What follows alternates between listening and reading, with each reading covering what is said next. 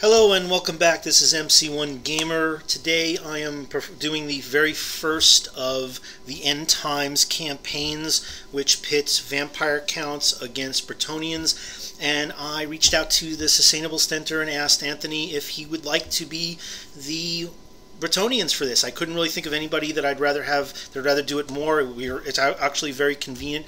He's in North Jersey. I'm in North Jersey, so we've played before. We've met up before, and I asked him, and he said yes. So there's the first two campaigns of the End Times. It's about 19, I believe, scenarios is against the Bretonnians, and they're actually the first two. The first one is called the Battle of La Mousillon. This is all in the fluff book. So if you haven't read the fluff book, there's some great stories, very well written.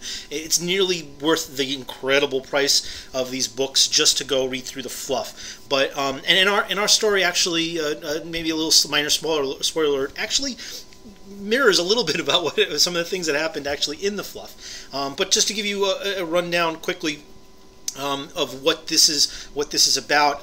This is it's the first of two conjoined missions where Arkin is trying to muster forces along with Krell and Heinrich Kemmler to invade this Abbey, and Archon is really trying to marshal his forces with his power. This is pre-Return of Nagash. Nagash is, I guess, back. The rules for End Times are in place, but this is actually a Vampire Count's army, so it's built around the Vampire Counts. In this case, Krell has to be my general. I know he cannot cast any of the lores, but he's allowed to be my general.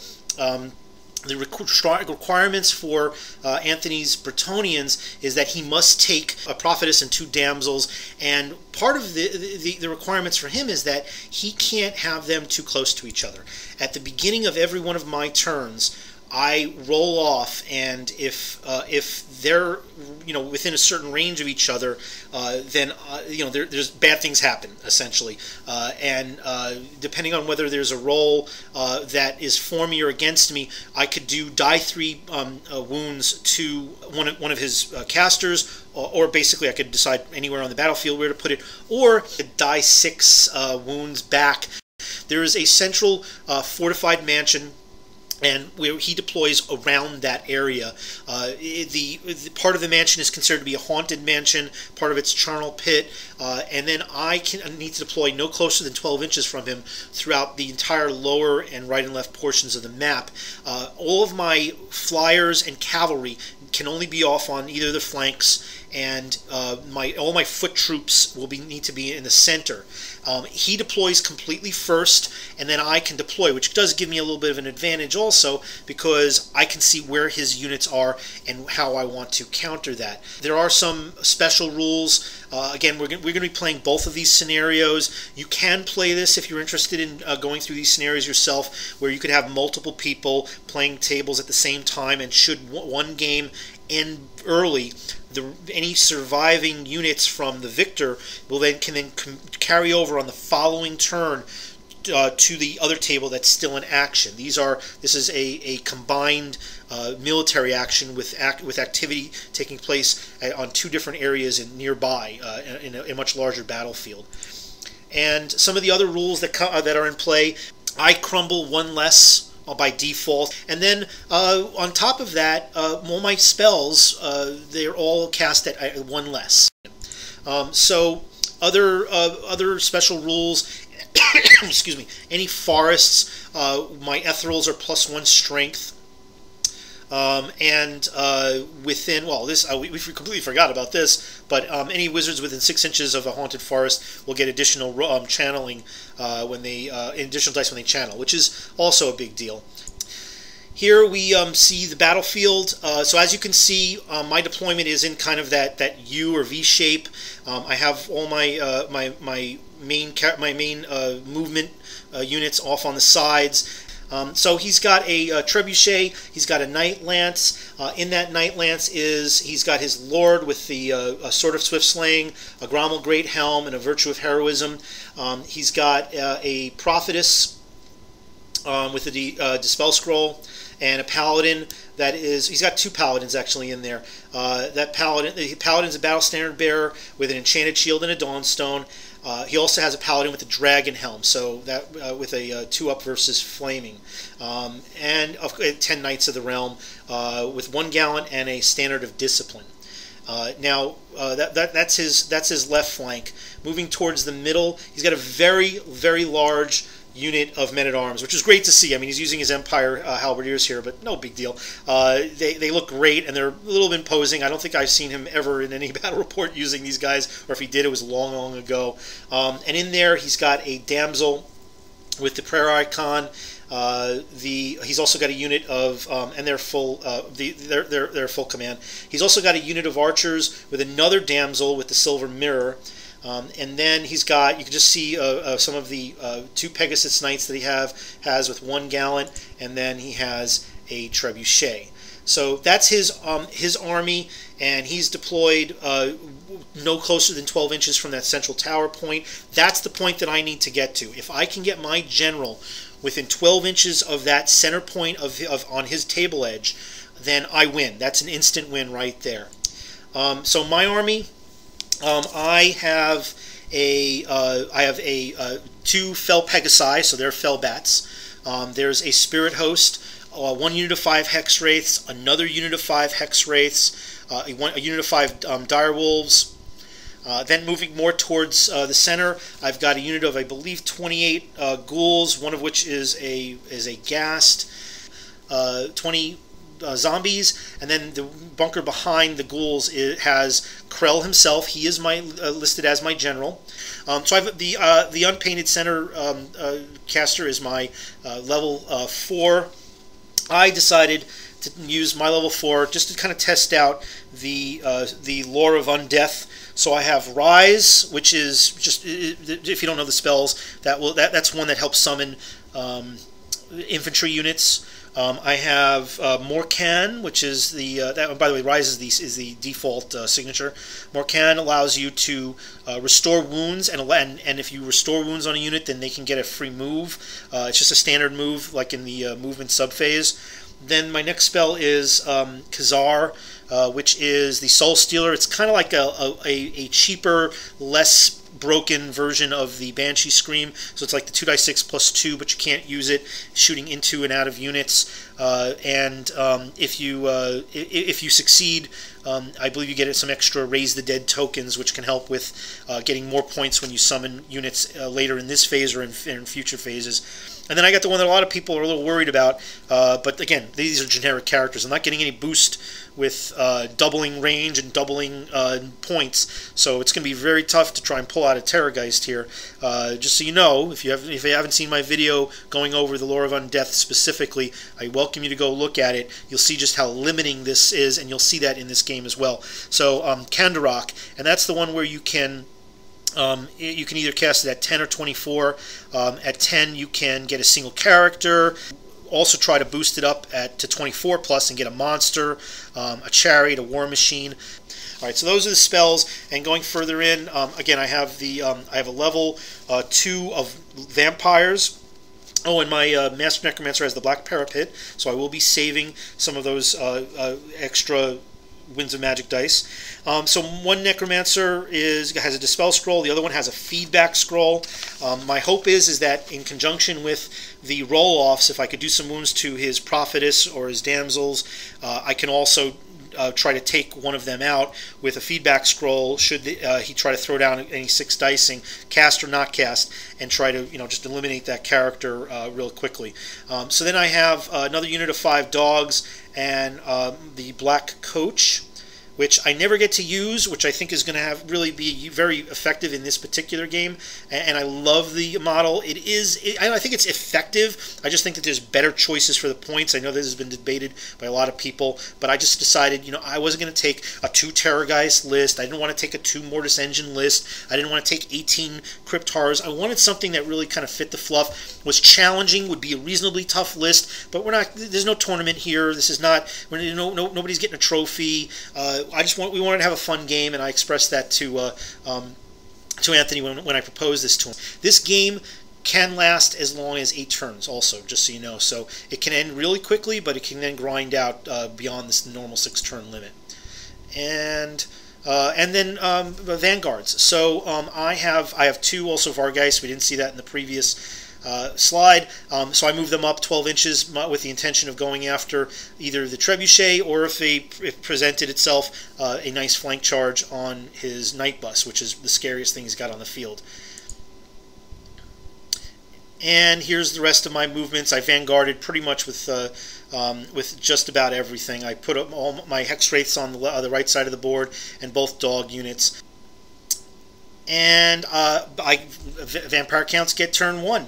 So, because he prays, so we roll off, and sure enough, I get the roll comparison results in a die 3 wounds to any of his casters. So naturally, I went after the prophetess, and I only rolled 1. So here's my movement. I move the dire wolves right up in front of his lance. I want, if he doesn't have an overrun, he's going to be put in a great position for a counter charge by maybe one of my infantry units. But mainly, I put in my black coach in a position where it couldn't be charged, and it would have a great flank, a juicy flank for impact hits. And hopefully I could do some real damage on that scary-looking lance unit. So I moved the dogs up further just to kind of threaten the archers. And then I shuffle around my infantry a little bit and get a nice big magic phase. I moved Krell's unit off a little bit to the right. I want to get away from his night bus, from that lance. I want to make sure that my general is in a position where he's not going to get bogged down in the backfield here, because if he sticks in, it's going to be a slogged fight. But I get a great phase, and as a result, roll a bunch of 6s to boost up the coach, because every time you get a 6, you roll for all the Winds of Magic dice, and for every 6 you roll, it goes up 1 stage in this chart for the black coach. I mean, it's not as broken as it was in a previous book, but it can get pretty tough. So you just got to get there, and once you boost it up, it can get things like ethereal, fly, +1 strength to everything, +1 plus killing blow to everything, including the horses, and grow my zombies twice. I mean, I boost those zombies up, and then I raise an extra unit of zombies. And he wants to let these pass because he's most worried about the summoning. He doesn't want to see these, really scary units. I could throw down a unit of Cairn Wraiths or Cav. So, and I brought a box with a lot of extra models just in case, because we never know, and including Terrorgeists, just in case there was a possibility that I could get one of these off. My magic phase ends, and I save 1 die in my black parapet. And now it's Bretonnians' turn 1, and he charges my dogs with his lance. And it's an easy charge. I mean, I was right up there. That's what I was hoping. I figured even if whether he overran, he's not going to overrun, where he's right up, run into anything, his rear. So his pegs then charge the dogs that moved up on the right side. And his damsel that was sitting in that archer unit decides to leave. I guess my units there are just way too close for her. He wants to preserve her. So he moves her right behind the unit of, not in, but right behind, within Lookout Sir range, right behind the unit of men-at-arms.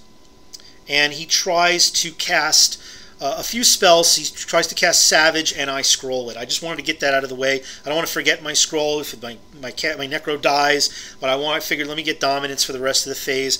Kill the Savage. He rolled a pretty decent number, but did not miscast it, so he didn't total power it. So I figured it was a good time to just get rid of that and not have to worry about that for the following turn if there was any combat. And the magic his magic phase ends, and then I save 2 dice in my parapet. So his shooting, his trebuchet, one of his trebuchets just scatters off, doesn't do anything, but one of them hits my bunker unit, doesn't hit my characters because it deviated slightly, but it was enough to take out a good chunk of the zombies, most of which were zombies I had boosted up after the fact. So I only lost 2 from, I believe, the starting amount of zombies. And close combat, his pegs just walk right through the right-hand dogs. And they overrun into the zombies that I had summoned up earlier in my phase. His lance just laughingly destroys these dogs. And then he reforms, which again, I think he's looking to be in a position where he can take on one or either the zombie bunker, zombie 20-man or 3-man zombie unit that I have that you see in the lower right, or my ghouls that are to the right of that, and hopefully overrun maybe into my bunker. But he gives me just a perfect, just a beautiful flank charge within just almost default range with my coach. So in my turn, turn 2, of course, I charge, and I'm in a fairly long charge for the ghouls that are on the other side of the zombies. But I chose to take that. There's a lot of them. They're going to stand in longer. I'll be able to neutralize, because of my ranks, his ranks. And if I can get in there, then I can move the zombies that are to the right of it to try and chaff up a little bit his men-at-arms. So the Vargeist, now free to charge into his trebuchet. Being that they don't have a frontage, I actually move them more off to the left of where they are now. Excuse me. And my hexes charge his archers, which fail their terror test and flee. And my Fel Pegasi, we're going to try to charge his trebuchet on the other side, and they fail, so they only move forward a couple inches.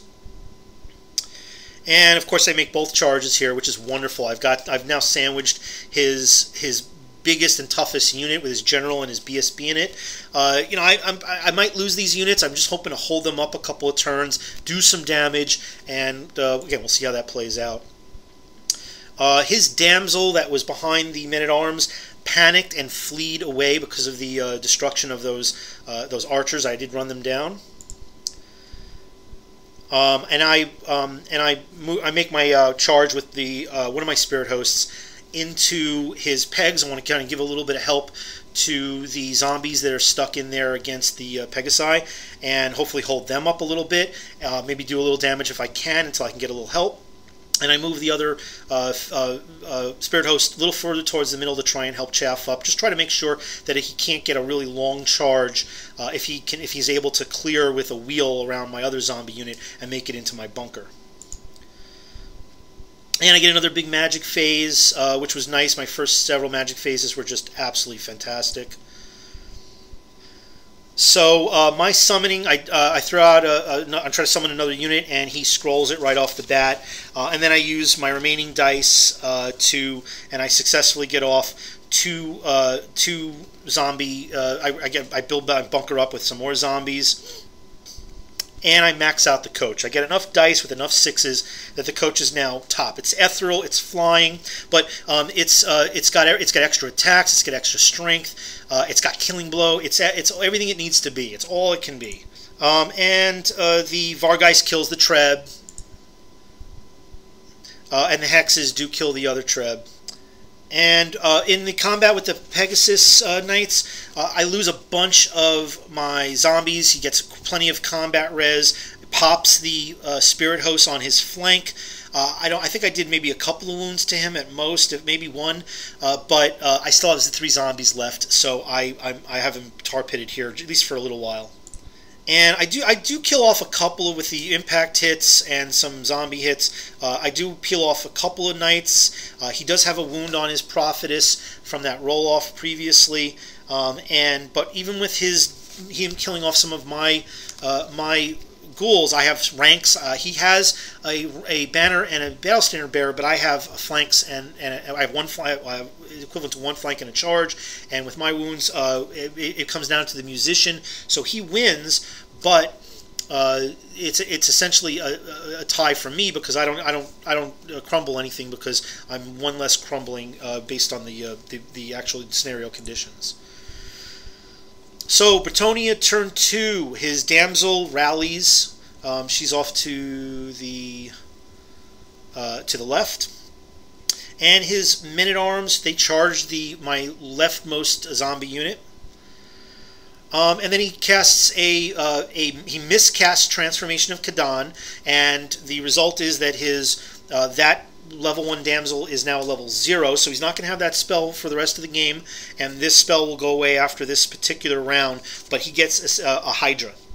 and that's going to be pretty bad for these zombies. I mean, they were going to have their hands full anyway, but in this case, he's got a big monster to do stomps and whatnot. So he wipes out those zombies, and he overruns. He was on his angle perfectly that he would clip my ghouls. So he overruns right into the back of my ghouls, which is amazing.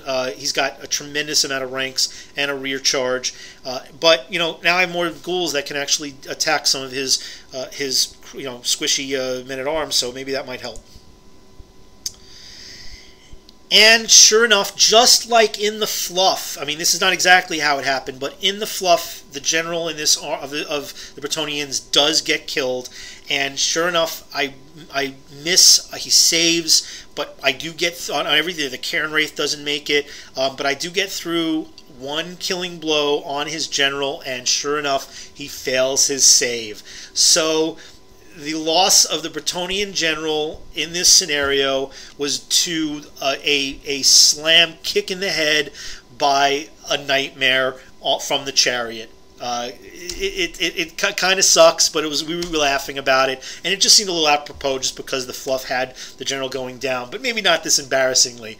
It's a big deal. It's definitely gonna have an impact on the fight. I was obviously happy about it, but the flip side of it is that he rips through the rest of my ghouls, and even though he didn't do any wounds to the chariot, he pops both of the rest of these wounds. So it was a fair trade-off for me. I'm happy to get rid of his general. He didn't take many other losses. He's got another wound on his prophetess. I think that was from one of my feedback scrolls. The one feedback scroll that I have, I was able to get one wound off on her, and I may have taken off another knight. But at this point, those 2 units are gone, so he reforms, and that really opens up this side of the board for him. His pegs finish off the zombies that were off to the right. So, he's starting to open up the center of the battlefield, which is a big concern. So, vampire counts turn 3. I charge the hexes into the pegs. I want to try and stop them or hold them up and potentially kill them, of course. I know that he doesn't have any magic weapons, and he decides to flee. So he loses the blessing as a result, and he flees right through all my units. He doesn't take any wounds as far as I can tell when he moves through them from difficult terrain, but he winds up all the way behind me now, which can be a concern if they rally up in my behind the enemy lines.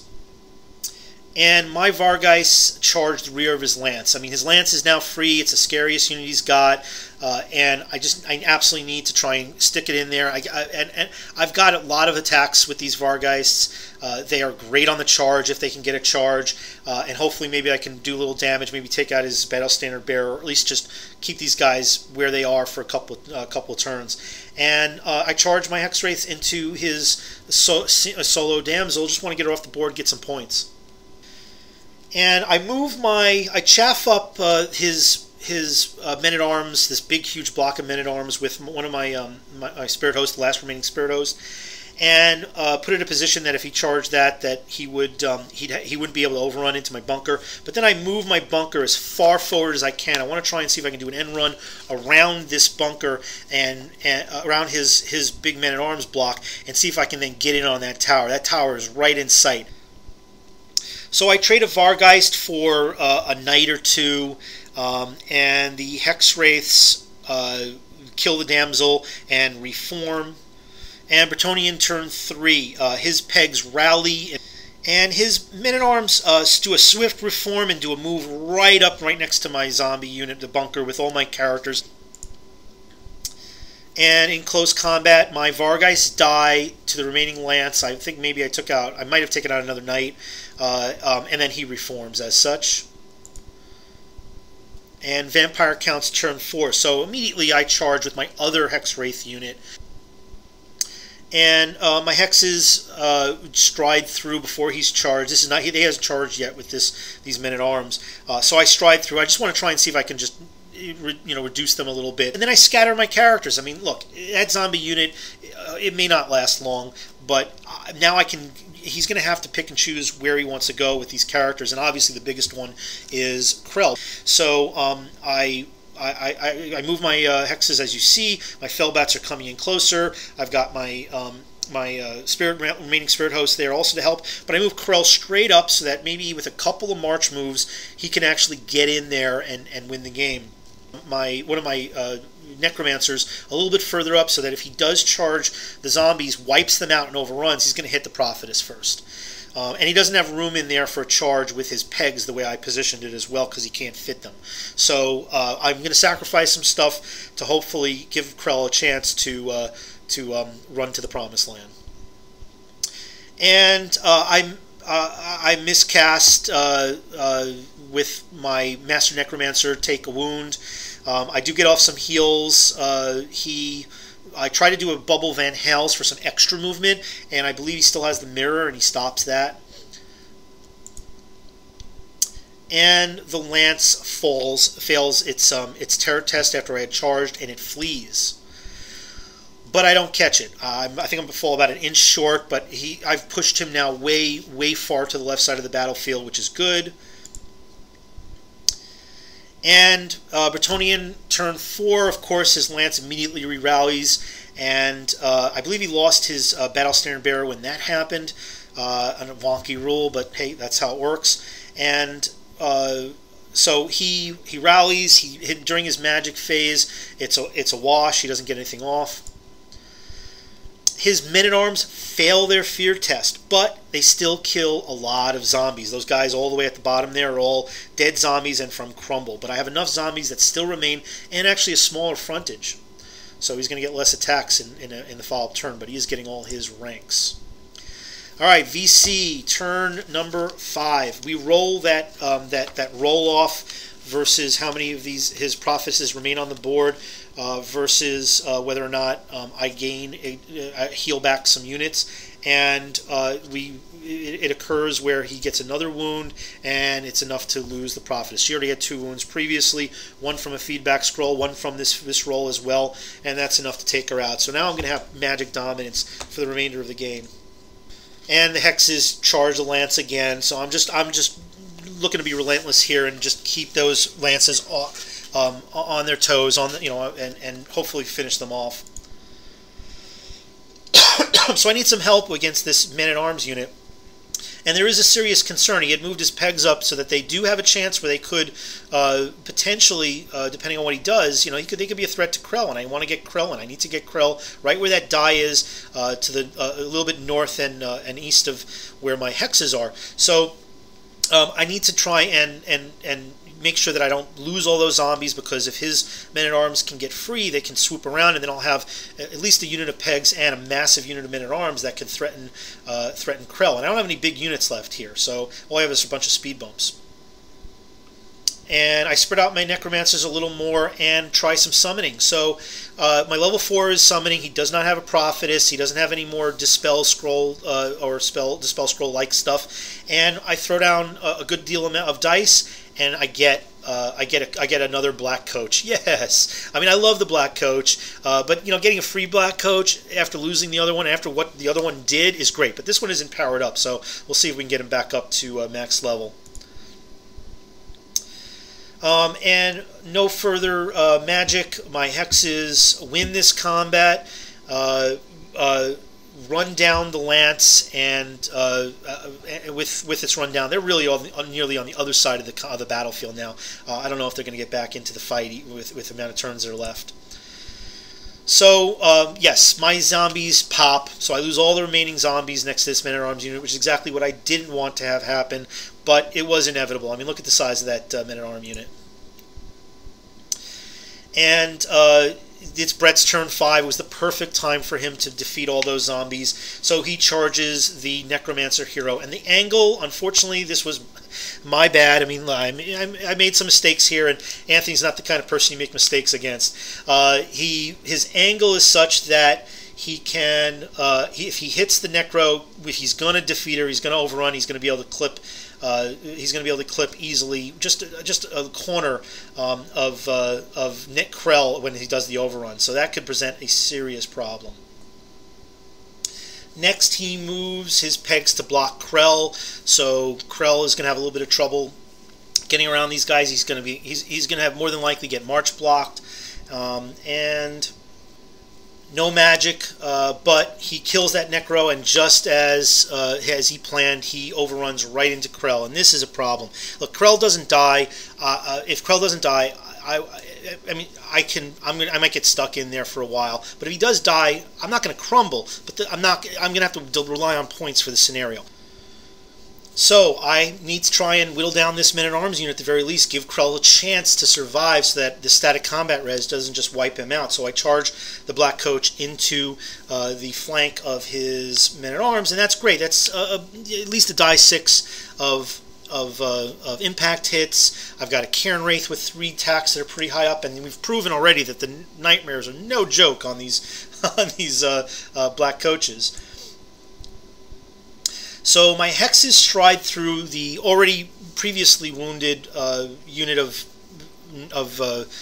Pegasus, and he loses 2. So that's great, because that unit is definitely scary and extremely mobile. So he's only got the 1 peg left, which is, again, very big for me. Try to summon something else. I figured, let me get some more bodies on the battlefield, and one of the easiest ones I could, even though I have magic dominance still, but one of the easiest ones with the amount of dice that I had was just to get a regular character, 65 points and under, and that's a Cairn Wraith. And he doesn't have magic weapons. It's got 3 attacks at strength 5, even though it strikes last. Who cares? That probably could be 3 Men-at-Arms dead. Of course, he does get the 5+ ward save because it's a strength 5 or higher, which is cool. I can live with that, but I do have the option to start running through some of the, a couple of these ranks on these Men-at-Arm unit. And I do boost the coach up just a little bit. So he charges with the last remaining peg against my Master Necromancer, who only has a black parapet. And the Men-at-Arm actually fail a fear test, which is great. He takes a bunch of losses, but the Men-at-Arms stick. And he drops my Master Necro. So, she paid, I think, her points back and more. I got a Cairn Wraith out of it. I got another Black Coach. So, after killing off my Master Necromancer, he reforms. And my vampire count's turned 7 now. So it is a long charge. I need to get these Hex Wraiths back in the fight. I need to try to finish off his Pegasus, his last remaining Pegasus. And if I can make this, I could try to overrun where maybe I can bring these guys to bear against the rear of his Men-at-Arms. So let's see what happens. I also charge the Cairn Wraith and the other unit of Hex Wraiths into the flank and the frontage of his. I just need some help here because I don't want to lose Krell. I mean, I don't care about losing anything else if Krell survives. So I've got to try and run down, mitigate this the size of this unit. And of course, they both make it.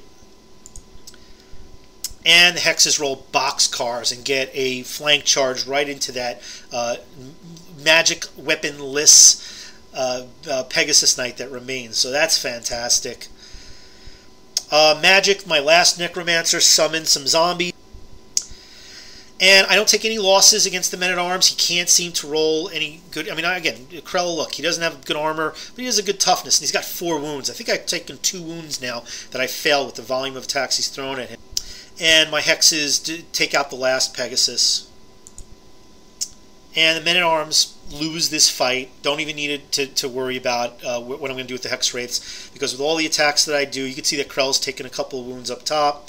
I was out of range for healing them back with the Lore of Vampires, so that I should have probably moved my Necro a little bit closer to help with that. But the Men-at-Arms, they break, they run, I run them down, and that's the end of the game. So Krell then saunters right up to the tower within the 12 inches for the victory condition and does his little victory dance. And it's a victory for the vampire counts. Nagash will rise again. So this was a fun game on both our parts. I mean, look, the rules really stacked against Anthony's army. It's going to flip for the next scenario. The next scenario, he has some special rules with his lances. We turn tables on who's the attacker and who's the defender. So he has benefits where he gets like stomps with his cav. He can go 4 wide with his lance formation, which is awesome.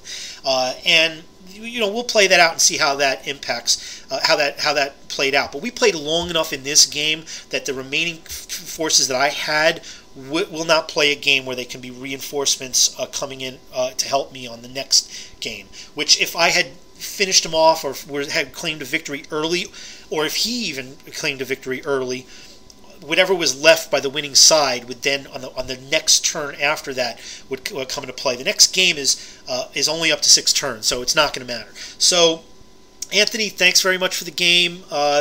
If you're everybody who's watching and subscribing to my channel, thank you very much for following me. If you like it, please feel free to like, feel free to comment, and hopefully, if you're a newcomer, you will subscribe. Again, my intention is to run through all of the campaigns. There's 19 of them. I'm going to see how many that Anthony wants to do with a bunch of his different armies, Empire, Chaos.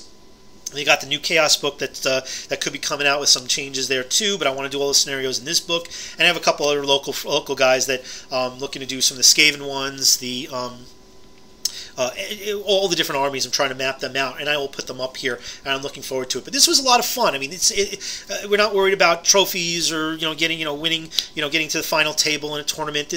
We're going through the campaign, and the fluff in this campaign, the fluff book, is just great. If you're interested in the undead, this is just the best time to be playing any of the either VC or Tomb Kings, because the undead are just so much fun right now with all the changes. A lot of debate, but it looks like this is where things are going with Ninth. But whether you believe that or not, or whether that's true or not, this campaign is just absolutely great, and the campaigns just give a different flavor to the game when you're not just concerned about lining up on either side of the board and killing each other. We have goals, and I know Malorian and a lot of other people have said this time and time again, that what they like to see in the new version of in the future of Warhammer Fantasy is not just battle lines, but objectives. And I've said it again and again also. I completely agree. It makes the game so much more different. You've got to build a different army. You've got to change the lists. I did not take the 2 Terrorgeist list. I didn't take the 2 Mortis Engine list. It still was a very tough list, and Anthony admitted himself, I didn't take a killy, crazy, outrageous list that was overpowered, but that Ethereals really came into play.